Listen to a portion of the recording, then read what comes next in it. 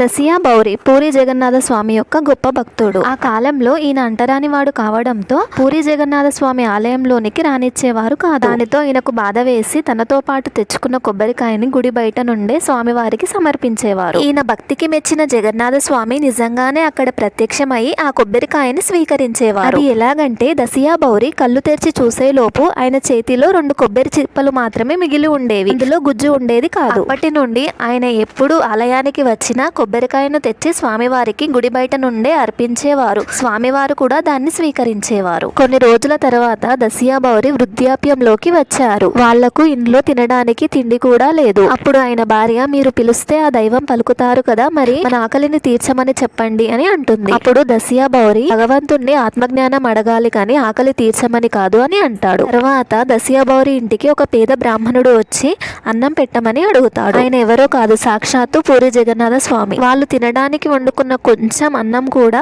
ఆ బ్రాహ్మణుడికి దానంగా పెడతారు. అప్పుడు వెంటనే పూరి జగన్నాథ స్వామి పూరి మహారాజు కలలో కనబడి, ఇక్కడ నా భక్తుడు ఆకలితో విలపిస్తుంటే ఇక్కడ నువ్వు పడుకుంటావా, వెళ్ళి నాకు నైవేద్యంగా పెట్టే పదార్థాలన్నిటినీ ప్రసాదంగా వాళ్ళకి ఇవ్వమని చెప్తారు. వెంటనే మహారాజు స్వామివారికి ఉదయం నైవేద్యంగా పెట్టే 56 రకాల పదార్థాలను దసియా బౌరికి ప్రసాదంగా ఇస్తారు. వాళ్ళ కుటుంబం అంతా దాన్ని ఎంతో సంతోషంగా తింటారు. అలా ఇప్పటికీ కూడా పూరి ఆలయంలో జగన్నాథ స్వామి వారికి పెట్టిన మొదటి నైవేద్యాన్ని దసియా బౌరి గారికి పెట్టడానికి ఆయన మఠానికి పంపిస్తారు. వీడియో నచ్చినట్లయితే ప్లీజ్ మా ఛానల్ సబ్స్క్రైబ్ చేయండి.